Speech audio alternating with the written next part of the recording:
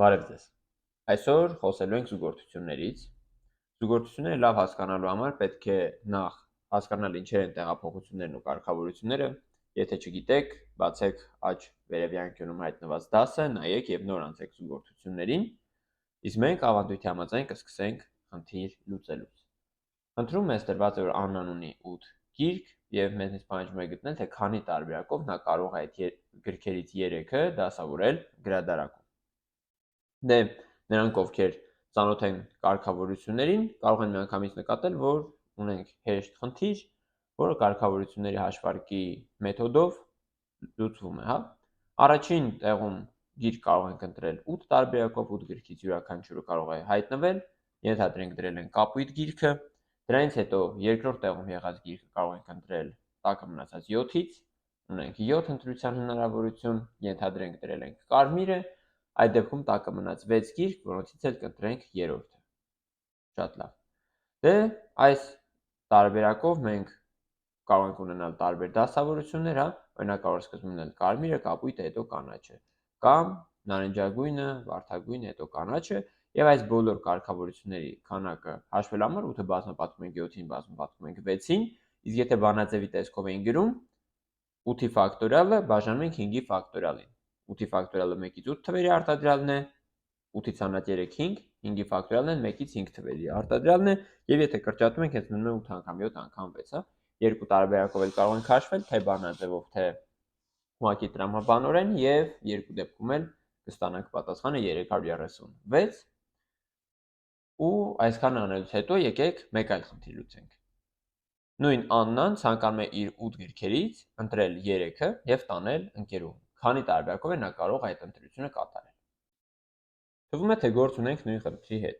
Ինչպես 3-ական գիրք դասավորել ենք գրադարակներում, այդպես էլ վերցնենք այդ գրքերը, դնենք ուսապարկը եւ տանենք, հա։ Կարծես թե ոչ մի տարբերություն չկա։ Դե եկեք փորձենք ու տեսնենք, թե ինչ խնդրի առաջ կարող ենք կանգնել, հա։ Ենթադրենք առաջին գրադարակում եղած գրքերը տեղավորեցինք պայուսակի մեջ։ Նույնը անենք երկրորդ գրադարակում եղած գրքերի հետ։ Եվ երբ այս ամենը անում ենք, կարող ենք նկատել, որ երկու ուսապարկում էլ դրեցինք միևնույն գրքերը, չէ՞, կապույտ, կանաչ եւ կարմիր։ Բայց դրանք տարբեր դասավորություններ էին գրադարակներում,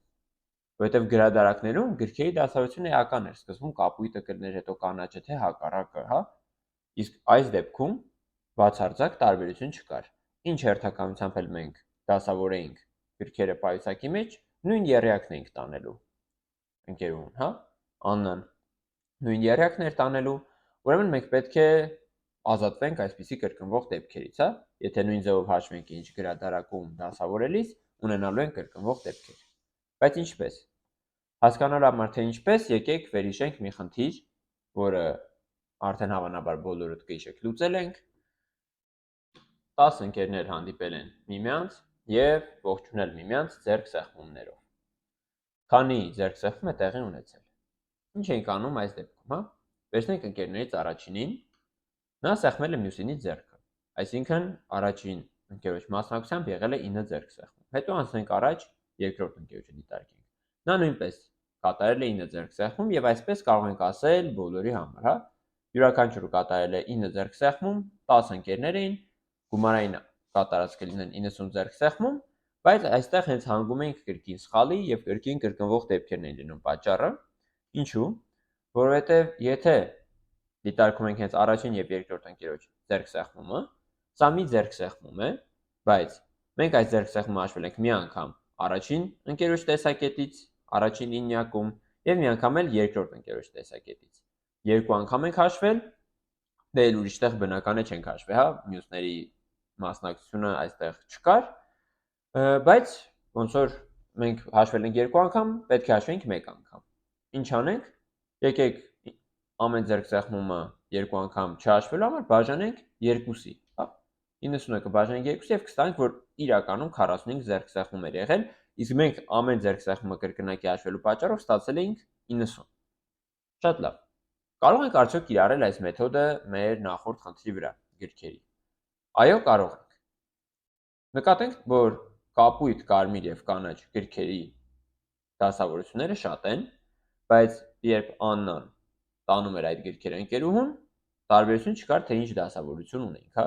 Այսինքն, եթե մենք գրադարաններում դասավորելու տարբերակները դիտարկենք եւ գրադարաններից լսնենք ուսապարկ ունեն կրկնվող դեպքեր, հաշվենք, թե ամեն եռյակը գրքերի քանի անգամ է կրկնվել։ Օրինակ, կապույտ, կարմիր, կանաչը։ Դե կարող էր առաջինը դրված լինել կապույտը, հետո կարմիր, հետո կանաչը։ Կամ կարող էր առաջինը լինել կապույտը, բայց կանաչի կարմիրի երթականությունը փոխվեր։ Դե կապույտով սկսվող եռյակները հաշվեցինք, կարմիրով սկսվող եռյակներին անցնենք, կարմիր, կապույտ, կանաչ եւ կարմիր, կանաչ, կապույտ։ Ահա։ Այս տարբերակներն էլ դիտարկեցինք։ Կանաչով սկսվող տարբերակները եւս կլինեն երկուսը։ Դե ունենք փաստորեն 6 տարբեր դասավորություն կապույտ, կարմիր եւ կանաչ գրքերի։ Ու նույնը ճիշտ կլինի բոլոր եռյակների համար, որովհետեւ եթե ընտրել ենք 3 գիրք, դրանք ուզում ենք ինչ որ երթականությամբ դասավորել, առաջինը կարող ենք ընտրել 3, երկրորդը 2, իսկ վերջինը 1 տարբերակով։ Ու արդյունքում կունենանք 6 հնարավոր տարբերակ։ Դե ունեցել ենք փաստորեն 6 դասավորություն, որոնք համապատասխանում են միևնույն եռյակին։ Ինչպես ձեռքսեղմումների դեպքում, հա, հաշվել ենք 2 ձեռքսեղմում, բայց դա համապատասխանում էր 1-ին։ Դե թե ամեն եռյակին համապատասխանում է 6 ձեռքսեղմում, մենք պետք է մեր պատասխանը բաժանենք 6-ի։ Անցնենք մեր հաշվարկին, 8 անգամ 7 անգամ 6 էինք արել, դա բաժանենք 3 անգամ 2 անգամ 1-ի։ Ու վերջ կստանանք մեր խնդրի ճիշտ պատասխանը, բայց մինչև պատասխանը գրելը պատկերենք այս ամենը նաև բանաձևի տարբերակով։ 8 անգամ 7 անգամ 6-ը մենք գրել էինք 8-ի ֆակտորիալը, բաժանած 8 հանած 3-ի ֆակտորիալ, 1-ից 8 թվերի արտադրյալից հանել ենք առաջին 5-ը, կրճատել ենք դրանք, դնելով հայտարարում, ու այս ամենը պետք է մի հատ էլ բաժանենք 3-ի ֆակտորիալի։ Շատ լավ։ Փաստորեն ստացվեց այսպիսի բանաձև, որը տալիս է 56 պատասխանը, հա։ Այսինքն եթե 8-ից ուզում եք ընտրել 3-ը, 8-ի ֆակտորիալը բաժանում եք 8 հանած 3-ի ֆակտորիալի եւ 3-ի ֆակտորիալի։ Կամ տրամաբանորեն եթե անենք 8 անգամ 7 անգամ 6 ենք անում, բոլոր դասավորված, կարգավորված եռյակները հաշվելու համար եւ բաժանում 3 անգամ 2 անգամ 1-ի, որպեսզի ստանանք արդեն չկարգավորված եռյակների քանակը ու դե այդպիսով ստանում ենք զուգորդությունների քանակը։ Այսինքն, երբ մենք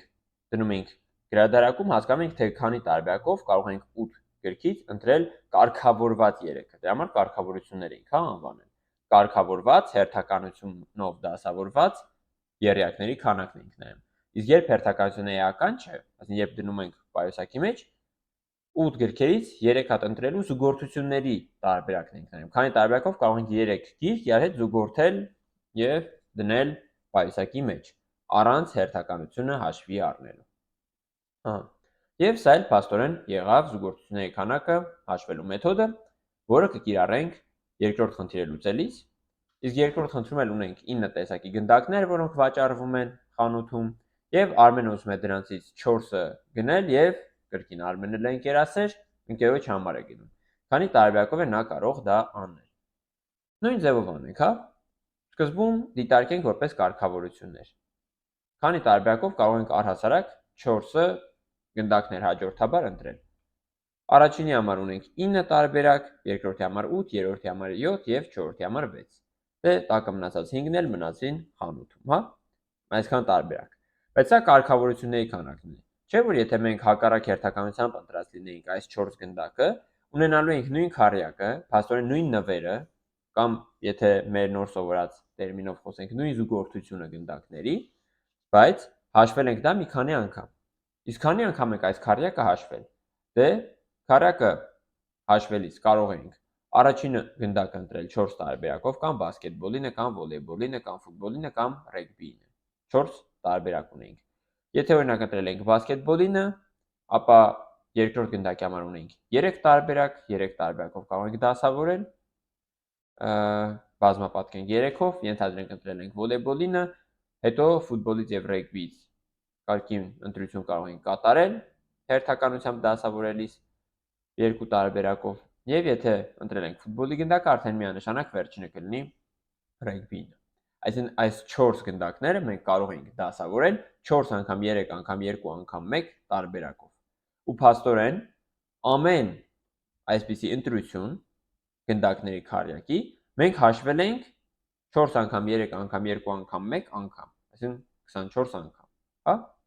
Եվ որպեսզի կրկնությունից ազատվենք, մեր կարգավորությունների քանակը պետք է բաժանենք ահա այս 24-ին, կամ որ նույնն է գրենք բանաձևով 9-ի ֆակտորիալը, կարգավորությունները հաշվելիս նախ բաժանել էինք 9 հանած 4, 5-ի ֆակտորիալի, դա 9 անգամ 8 անգամ 7 անգամ 6-ներ, եւ սա էլ բաժանում ենք 4-ի ֆակտորիալի, որպեսզի կրկնվող դեպքերից ազատվենք ու պատասխանը կստացվի 126։ Եվ անցնենք այսօրվա դասի վերջին խնդրին, այն մի փոքր բարդ կլինի։ Ունենք 7 կետեր եւ պետք է գտնենք, թե քանի եռանկյուն է կարելի կազմել, օգտագործելով այս կետերը որպես գագաթներ։ Դե նախ միացնենք բոլոր հատվածները տանենք, ահա այսպեսին կլինի մեր վերջնական գծապատկերը, ու ուզում ենք գտնել ահա այս գծապատկերում եռանկյունների քանակները, բայց պետք է ուշադիր լինենք, որ եռանկյան 3 գագաթներ լինեն ահա այս նշված կետերից։ Օրինակ, այս եռանկյունը մեզ չի բավարարի, որովհետև այս եռանկյան միայն 2 գագաթն է նշված կետերից, երրորդը մենք չենք նշել։ Իսկ եթե փոխարեն օրինակ վերցնենք այս եռանկյունը, ապա այն մեր հաշվարկի մեջ պետք է լիներ, հա։ Դե առհասարակ ինչպես էինք սովորել մենք նման խնդիրներ լուծել։ Եթե ունենենք մի փոքր ավելի պարզ, օրինակ 4 կետի դեպքում գծագիր, ապա հեշտ կլուծենք, չէ՞։ Դա ձախ գագաթով բոլոր եռանկյունները նախ կհաշվենք, ահա 1, հետո 2 եւ 3։ Ահա։ Դրանից հետո այդ գագաթը կանենք, որովհետեւ այդ գագաթով այլևս չկար ու մնարտակը մի եռանկյուն ու մենք կստանանք պատասխանը 4։ Շատ լավ։ Հասկացանք, որ 4-ի դեպքում կարողանում ենք ուղղակի դեպքերը հերթով հաշվելով, առանձնացնելով ըստ գագաթների դիտարկելով գտնել հա պատասխանը։ Բայց մեր այս բարդ եւ ծանր գծագրի համար այս մեթոդը ամենայն հավանականությամբ չի աշխատի, որովհետեւ եթե անգամ փորձենք, հա, այսպես հերթով ինչ որ տարբերակներ առանձնացնել, տեսնում ենք, որ տարբերակների քանակը շատ է, հա։ Միայն կենտրոնական գագաթով այս 3-ը գծեցինք, արդեն իսկ գծագիրը շատ բարդացել է, բայց դեռ տեսնում ենք, որ ահագին շատ եռանկյուններ կա գծելու, հա։ Ու այսպես ինչպես անենք, որ չշփոթվենք, հա, հաստատ ինչ որ դեպք բաց ենք թողելու կամ ինչ որ դեպք երկու անգամ ենք հաշվելու։ Եվ դրա փոխարեն եկեք անենք հետևյալը։ Նկատենք, որ ամեն եռանկյուն իրենից ներկայացնում է 3 գագաթ եւ 3 կողմ, չէ՞։ Բայց եթե միայն գագաթները առանձնացնենք, արդեն պարզ է, թե որ եռանկյան մասին է խոսքը։ Տվյալ դեպքում եթե այս 3 գագաթը ներկեինք, պարզ է լինելու, որ այս եռանկյունն է, չէ՞։ Այս 3 գագաթով ուրիշ եռանկյուն չկա, այս եռանկյունը հենց այս 3 գագաթով է, այսինքն ամեն եռանկյան համապատասխանում է գագաթների եռյակ։ Նույն ձևով օրինակ այս մյուս եռանկյան գագաթների եռյակը ահա այս 3 կետերն է։ Կրկին տեսնում ենք, որ 3 կետերով մենք միարժեքորեն կարող ենք եռանկյունը գտնել։ Փաստորեն, մենք եռանկյունների քանակը հաշվելու համար կարող ենք գագաթների եռյակների քանակը հաշվել, չէ՞։ Իսկ քանի տարբերակով կարող ենք 3 գագաթ ընտրել։ Առաջին գագաթը կարող ենք ընտրել 7 տարբերակով։ Եթե այս մեկը արդեն ընտրել ենք, տակը մնացած 6-ից երկրորդը կարող ենք ընտրել 6 տարբերակով։ Եվ երրորդը կարող ենք ընտրել 5 տարբերակով։ Այսպիսով մենք ընտրեցինք կարգավորված եռյակները։ Չէ՞ որ մենք հերթականություն ունենք, չէ՞։ Առաջինը ընտրել էինք ներքևինը, երկրորդը ընտրել էինք աչի գագաթը եւ երրորդը ընտրել էինք վերևի գագաթը։ Բայց եթե մենք հակառակ հերթականությամբ ընտրեինք, հա, իսկ այս 7 անգամ 6 անգամ 5 տարբերակների մեջ հակառակ հերթականություններ կա, չէ՞։ Առաջինը կարող ենք ընտրել երկրորդ, հետո երրորդ, հետո առաջինը կամ այլ տարբերակով։ Բոլոր դեպքերում ստանալու ենք նույն եռանկյունը, բայց այդ նույն եռանկյունը եւ այդ նույն չկարգավորված եռյակը հաշվել ենք մի քանի անգամ տարբեր հերթականությամբ։ Դե քանի որ 3 կետ է, հերթականություններով եռյակները կլինեն 3 անգամ 2 անգամ 1 տարբերակով, որովհետև առաջինը կարող ենք ընտրել 3 տարբերակով գագաթներից, երկրորդը տակը մնացածից 2 տարբերակով եւ վերջինը արդեն ինչ էլ լինի կմնա վերջինը։ Ահա։ Դե այս տարբերակով էլ եթե հաշվենք, նույնը գրենք բանաձևի միջոցով 7-ի ֆակտորիալը բաժանած 3-ի ֆակտորիալ անգամ 7-ից հանած 3-ի ֆակտորիալ ստանալու ենք 35։ Ընդհանրում բանաձևը միշտ գրել պետք չէ, սա ուղղակի պարտադիր նշում ենք, որպեսզի տեսնեք, որ նույնն ենք ստանում, թե բանաձևով գրելու դեպքում եւ թե տրամաբանորեն հաշվելու դեպքում, բայց արեք այնպես, ինչպես ձեզ հարմար է, միշտ միևնույնն է ստանալու եք ճիշտ պատասխանը եւ այս տարբերակով կարող եք շատ այլ խնդիրներ լուծել եւ ձեր կյանքում զուգորդությունները շատ են պետք գալու։ Հիշեք անպայման տարբերությունը կարգավորությունների եւ զուգորդությունների, միշտ խնդիրներ լուծելիս նայեք, թե արդյոք կարևոր է հերթականությունը, թե ոչ, այդ մասին մենք դեռ կխոսենք հաջորդ դասերում, իսկ այսօր այսքանը։ Հաջողություն։